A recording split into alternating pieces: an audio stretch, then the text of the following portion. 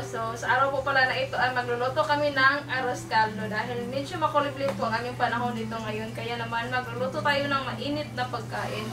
So, meron tayo ditong 2 kilos na glutinous rice. Meron tayong ginger, onion, spring onion. Meron din tayong 1 1/2 kilo po na regular white rice.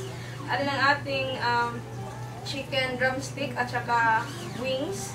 And meron din tayong laman ng manok din. And then, need natin ng pampalasa, patis, at saka beef cubes dahil mas masarap ang beef cubes. And then garlic, need natin ng lemongrass, aswete, pagpakulay ng ating arroz caldo, and then paminta, and turmeric, kunting turmeric lang po. And then yung kalamansi, pang toppings, ng ating itlog. So, yan po ang ating kailanganin na mga sangkap. Asin po pala, asin. So guys, magluto na po tayo. Ipaghalo din pala natin ang ating glutinous rice at ang ating regular white rice.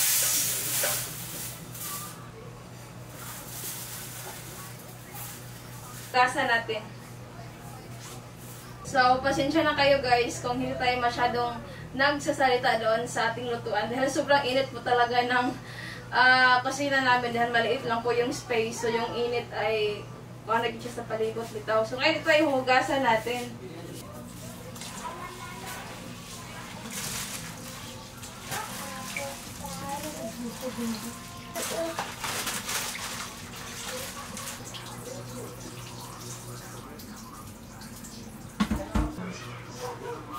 Ayan, so 2 beses ko po siyang hinugasan.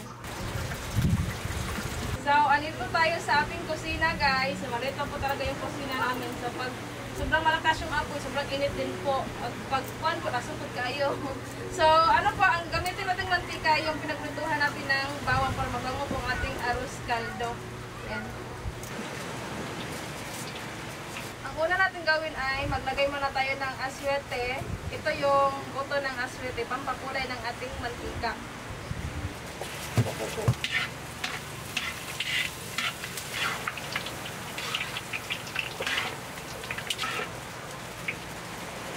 Unahin ko lang sa pag-isa ang ating luya.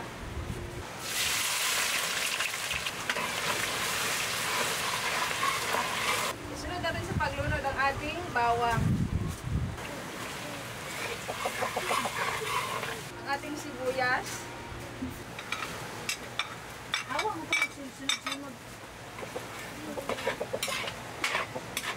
Pagkatapos natin mag-isa ang ating mga aromatics, isunod natin ang ating manok. Ito yung drumstick at saka pakpak or chicken wings.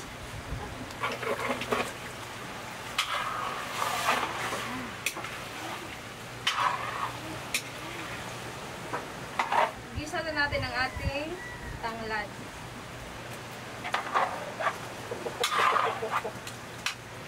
Ito naman yung laman ng manok na kinuha natin sa chicken wings.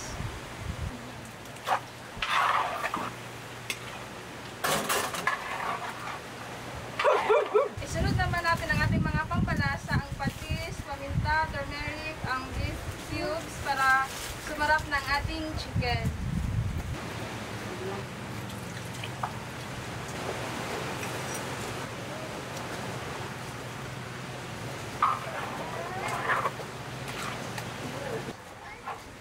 Sobrang bango niya po.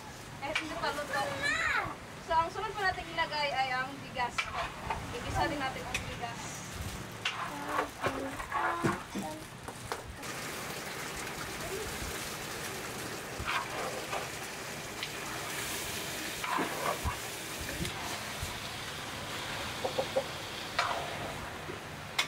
Ayan, pagkatapos nating mag-isa lahat at bumango ang ating arroz caldo, lagyan natin ng tubig.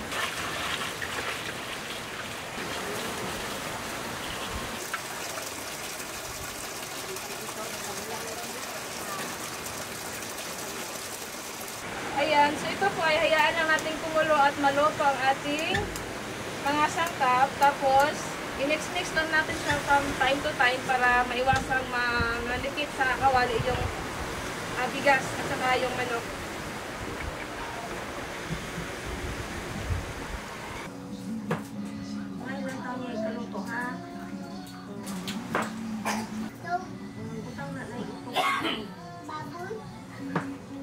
Manok.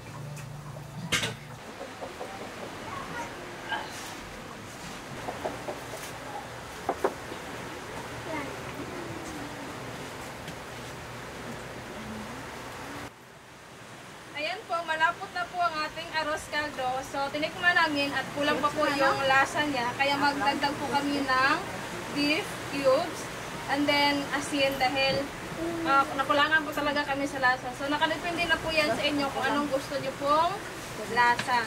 Tansyahan na lang po. So, ito ay ipamimelt ko lang bago tayo mag-add ng asin.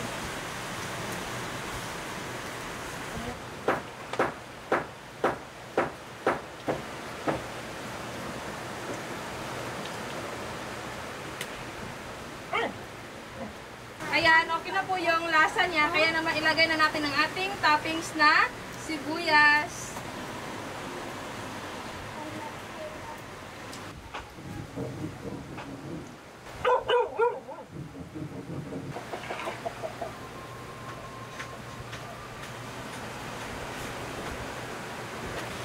Final tilaw.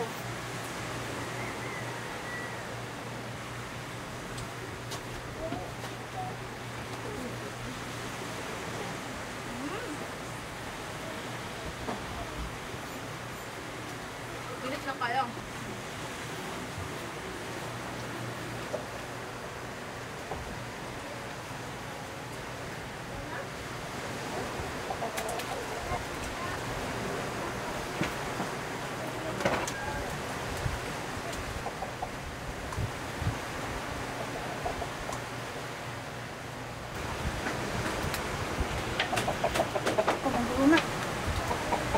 Ngayon naman po ay ipapack namin to dahil ipamigay namin to sa mga bata at sa mga tagko. Sa mga gustong kumain po. So ito yung nabili ko po online. Pwede po siya sa mga mainit na pagkain and then meron din po siyang takip. So first, ang ilagay natin ay ang ating arroz caldo. Bali, ang ating ilagay po ay it's either paan ng manok or yung chicken wings na pair. Drumstick.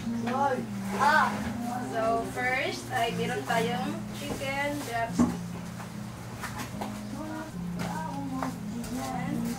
Init siya. So, lagyan natin ng toppings na egg. Isang buong itlog. Isang buong itlog. And then, isang buong kalamansi. And then, spring onions sa gilid. And then, fried garlic. Wow. Look at that. Ayan.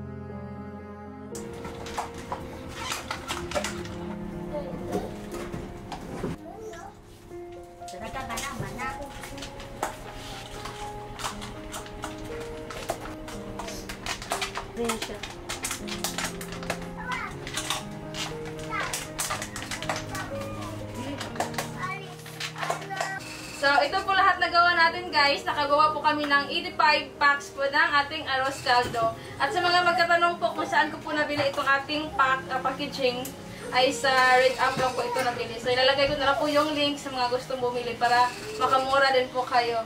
So ngayon ay tikman natin. Ako na lang po yung hindi nakakain. Sila tapos na pong kumain. So kakain tayo. Ayan.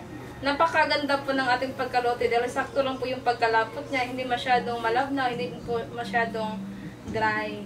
Ayan. Tikman natin.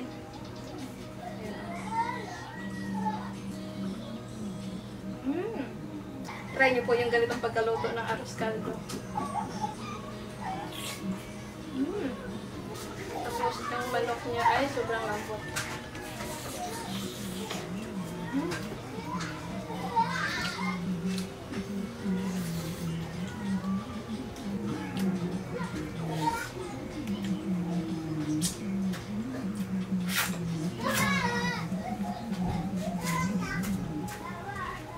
Ngayon pa lang po ako nakakain sa araw na ito. Diet.